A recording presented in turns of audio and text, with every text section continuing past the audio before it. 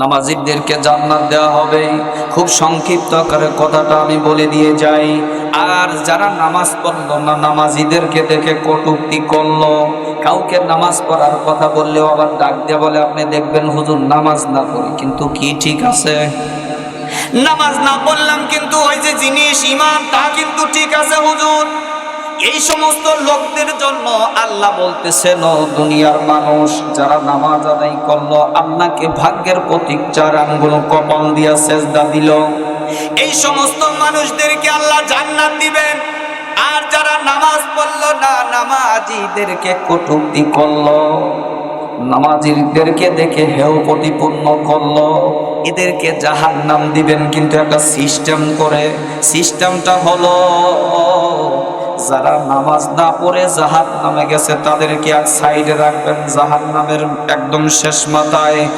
আর যাদেরকে আরামের ঘুমকে হারাম করে, ঠান্ডা পানিকে অপেক্ষা করে, যারা ওই যে ফজরের নামাজ আর এশার নামাজ জামাতের সহিত মসজিদের মধ্যে আদায় করলো, আমার আল্লাহ এই সমস্ত মানুষকে জান্নাত দিয়া ওই জাহান্নামীদের পাশাপাশি দাঁড় করায় দিবেন। কি করবেন? পাশাপাশি দাঁড় করায় দিবেন। জান্নাতীরা জাহান্নামীদেরকে দেখবে আর জাহান্নামীরা জান্নাতীদের, বুঝতেছেন? জান্নাতীরা জাহান্নামীদেরকে দেখবে আর জাহান্নামীরা জান্নাতীদেরকে দেখবে। জান্নাতীরা জাহান্নামীদেরকে ডাক দিয়া বলবে, ভাই আজ কেন তোমরা জাহান্নামে, আমরা কেন জান্নাতে? জাহান্নামীরা সেদিন ডাক দিয়া বলবে, ও ভাইজান, ও জান্নাতীরা ভাই, 5টা কারণে আল্লাহ আমাদের জাহান্নাম দিয়েছেন। কয়টা কারণে? বুঝতেছেন কথা? 5টা কারণে আল্লাহ আমাদেরকে জাহান্নাম দিয়েছে। 5টা কারণের মধ্যে 1 নাম্বার কারণ হলো ক্বালু লাম নাকু মিনাল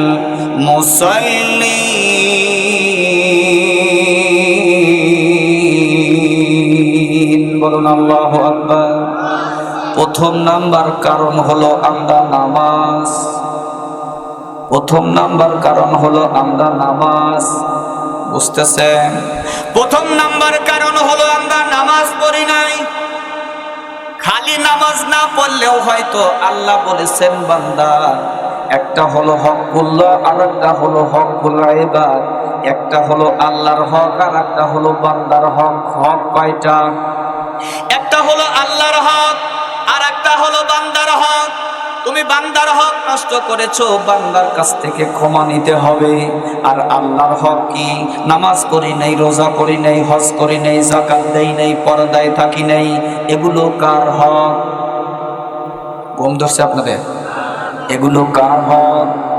আল্লাহর হক মানি নাই, তার কারণে আল্লাহ রাব্বুল আলামিন তার রহমতের দরজা খোলা রেখেছেন। কিসের দরজা খোলা রেখেছেন? যদি শেষ রাত্রিতে 2টা সেজদা দিয়া 2টা চোখের পানি জমিনের মধ্যে নিক্ষেপ করে আল্লাহর কাছে 2টা হাত তুলে কান্না করতে পারো, আল্লাহ জীবনে অন্যায় কম করি নাই, গুনাহ কম করি নাই গো আল্লাহ। ও পৃথিবীর মালিক আল্লাহ, জীবনে অন্যায় কম করি নাই, গুনাহ কম করি নাই। আল্লাহ বুঝতে পেরেছি এগুলো গুনাহ হয়েছে, অন্যায় হয়েছে। আল্লাহ মেহেরবানি করে তুমি তামাম জিন্দেগির গুনাহ মাফ। এমন করে যদি কেউ কান্নাকাটি করে, এমন করে যদি আল্লাহর কাছে কেউ চায়, আল্লাহ বলে চাইতে দেরি কিন্তু দিতে দেরি। একটু জিকির করেন, লা ইলাহা।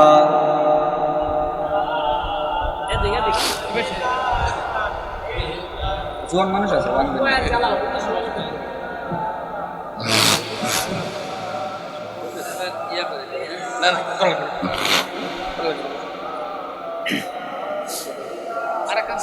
লা ইলাহা ইল্লাল্লাহ, লা ইলাহা ইল্লাল্লাহু ইল্লাল্লাহ,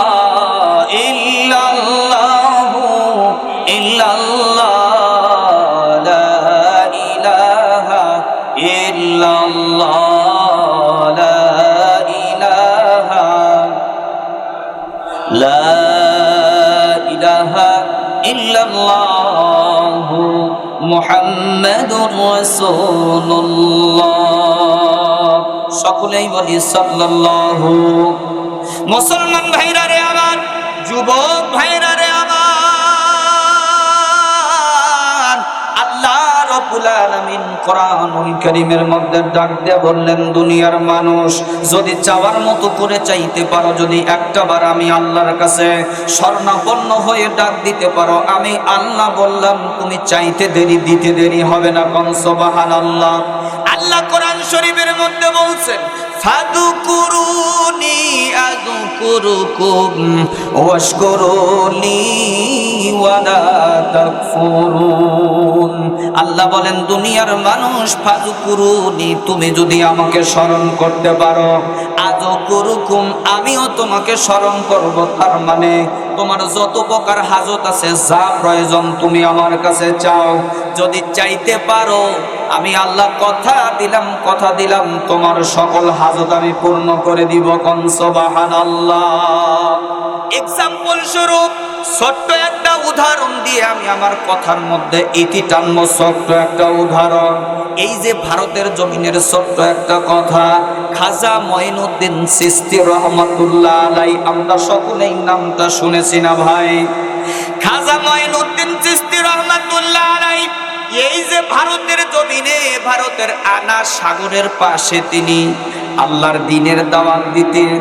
যারা আল্লাহকে আল্লাহ বলে মানে না, যারা আল্লাহকে বাদ দিয়া লাত মানাত উচ্চাস সরস্বতী অপ্রগতি, কেউ বা আবার কালী, কেউ বা আবার ব্রহ্মা, কেউ বা আবার বিষ্ণু, কেউ বা আবার ঠাকুর, কেউ বা আবার মহাদেব, নানান পাপ কাজের মধ্যে যারা লিপ্ত হয়ে গেছে, এই মানুষগুলোকে হেদায়েতের পথে আনার জন্য, এই মানুষগুলোকে দ্বীনের দাওয়াত দিয়া আল্লাহর রাহে আনার জন্য, আল্লাহর পথের পথিক বানানোর জন্য, ওই আনা সাগরের পাশ দিয়া খাজা মঈনুদ্দিন চিশতি রহমাতুল্লাহ আলাইহি আল্লাহর দ্বীনের দাওয়াত দেয়া শুরু করলেন।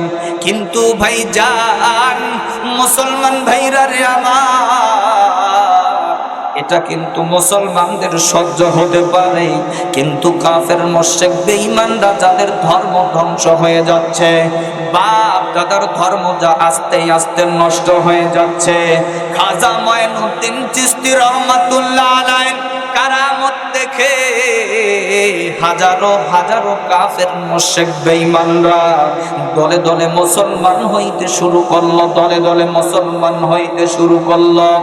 এদিকে কোনো করে বাধা দেয়া কাজ হচ্ছে না। রাজা পৃথ্বীরাজ ওই সময় ছিল ওই এলাকার নাম করা একজন রাজা।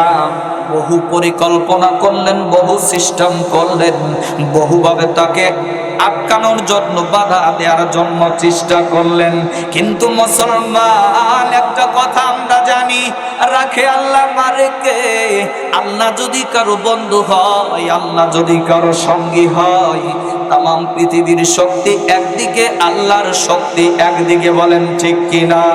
মুসলমান ভাইরা রে আমার, আল্লাহর দ্বীনের দাওয়াত দেওয়ার জন্য খাজা মঈনুদ্দিন চিশতি রহমাতুল্লাহ আলাইহি ওই আনা সাগরের পাশে সুন্দর করে দাওয়াত দিতেছেন, শুধু মুসলমান বানাইতেছেন, শুধু দলে দলে মুসলমান হইতেছে, মুসলমান হইতেছে। রাজা পৃথ্বীরাজ তার উজিরদেরকে ডাক দিয়া সমাবেশ ডাকলেন, আর ডাক দিয়া বললেন, আমাদের বাপ দাদার ধর্ম কিন্তু আস্তে আস্তে নষ্ট হয়ে যাচ্ছে। এইভাবে যদি চলতে থাকে, এইভাবে যদি চলতে দেয়া যায়, এক সময় আমাদের পায়ের নিচে মাটিটা পর্যন্ত থাকবে না। তার মানে আমাদের রাজত্বটা থাকবে না, রাজত্বটা থাকবে না, সব কিছু ধূলিসাৎ হয়ে যাবে। আমাদের বাপ দাদার ধর্ম, হিন্দু ধর্মটাও থাকবে না, আমরা কিন্তু আমাদের ধর্মটা আর ধরে রাখতে পারবো না। কি করা যায়? সকলকে বললেন কি করা যায়, সকলে একটু পরামর্শ দাও তো। সকলেই যার যার মতো পরামর্শ দেওয়া শুরু করলেন। আমি অত সময় পাবো না, ছোট্ট আকারে একটা কথা বলে যাই। মুসলমান ভাইরা রে আমার, যুবক ভাইরা রে আমার, ওই সবার ভিতর থেকে, ওই মজমার ভিতর থেকে একজন হিন্দু একজন দাঁড়িয়ে গেলেন। দাঁড়িয়ে যাওয়ার পরে ডাক দিয়া বলতেছে, রাজা পৃথ্বীরাজ, আমি একটা বুদ্ধি দিতে পারি, যদি আপনি এই বুদ্ধি অনুযায়ী কাজ করেন, আমার বুদ্ধিটা যদি গ্রহণ করেন, আমার বুদ্ধি অনুযায়ী যদি চলেন, তাহলে ওই লারিয়া বেটা কিছু করতে পারবে না, মুসলমানিত্ব অর্জন করতে পারবে না। ওই লারিয়া বেটা এই জায়গায় আর দিন প্রচার করতে পারবে না, আমাদের ভাইদেরকে আর মুসলমান বানাইতে পারবে, হাজারো চেষ্টা করে পারবে না, পারবে না, পারবে না। যদি আপনি আমার এই বুদ্ধিটা নেন, আমার এই বুদ্ধিটা নিয়ে সেই অনুযায়ী যদি কাজ করেন। রাজা পৃথ্বীরাজ ডাক দিয়া বলল, কি বুদ্ধি? রাজা পৃথ্বীরাজ ডাক দিয়া বলল, কি বুদ্ধি দিবা, কি বুদ্ধি দিবা?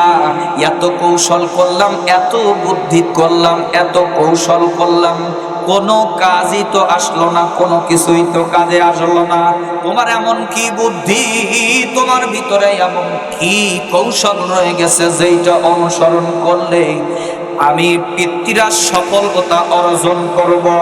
তার মানে খাজা মঈনুদ্দিন চিশতি রহমাতুল্লাহ আলাইহিকে এই এলাকা থেকে দূরীভূত করতে সক্ষম হব। ওই মাজমার মধ্যে থেকে একজন যে দাঁড়িয়েছিলেন, উনি বললেন, এত মানুষের মধ্যে আমি কথাটা বলতে চাই না, কথাটা বলতে চাই না। রাজা পৃথ্বীরাজ ডাক দিয়ে বলে, চলো আমরা গোপন বৈঠকে বসি, গোপন জায়গায় চলে যাই। বলেন তো কোন জায়গায় যাবে? গোপন বৈঠক করবে গোপন শালায়। তার মানে এত মানুষের মধ্যে ওই লাইরে বেটার লোক তো একটা থাকতে পারে না। 10 জন শত্রু থাকলে তার মধ্যে একজন বন্ধু থাকতে পারে কি পারে না? এই চিন্তা করে আল্লাহর বান্দা ওই যে দাঁড়িয়ে ছিল ডাক দিয়া বলল, চলেন গোপন শালায় যায় বুদ্ধিটা আপনারে দেব। এবার গোপন ঘরের মধ্যে গেলেন। রাজা পৃথ্বীরাজ ডাক দিয়া বলে, কি বুদ্ধি? বারবার অন্তরটা যেন কেন জানতে চায়।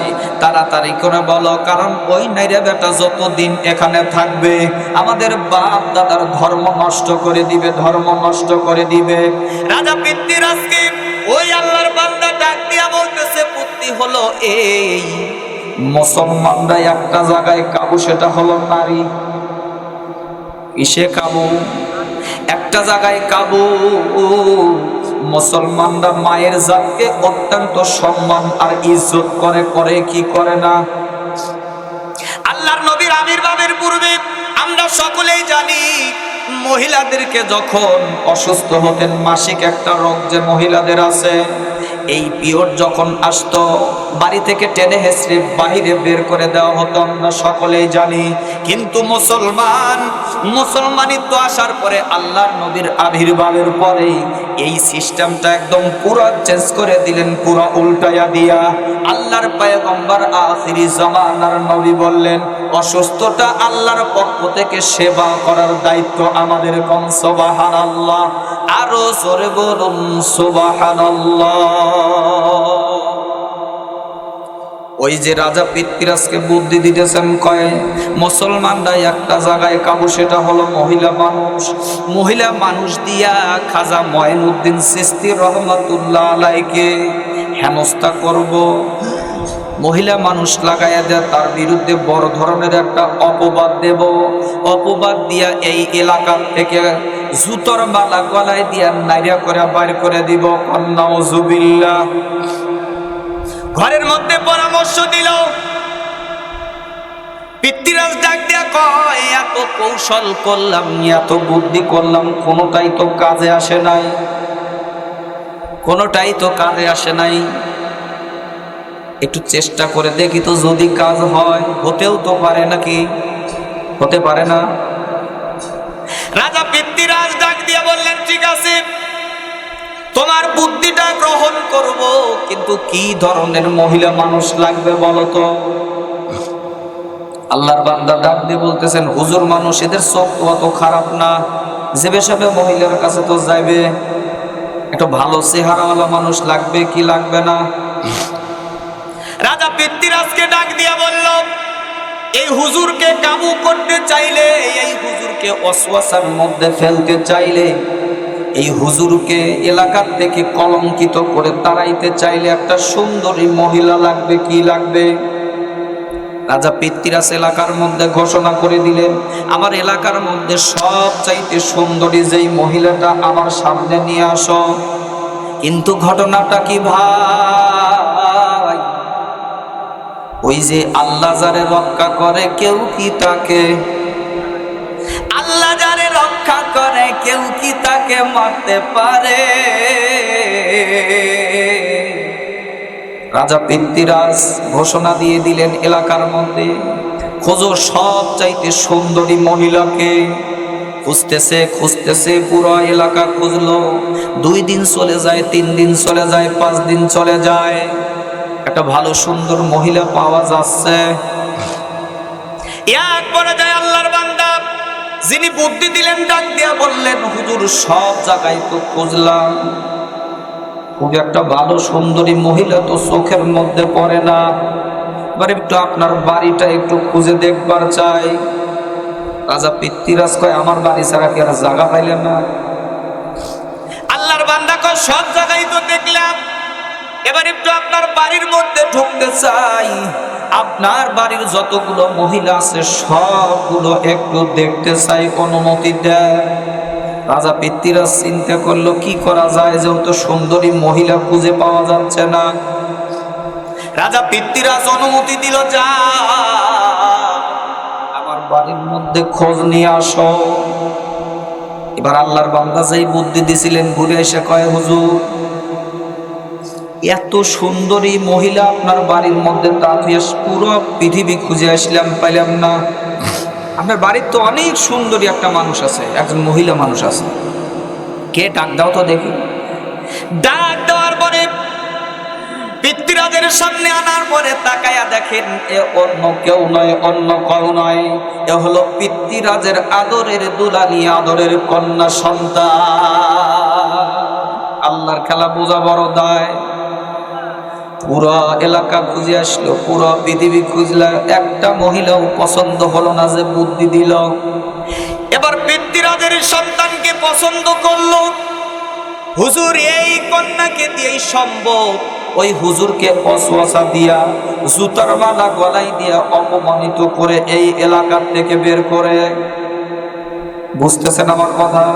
একটু জিকির করি, লা ইলাহা ইল্লাল্লাহ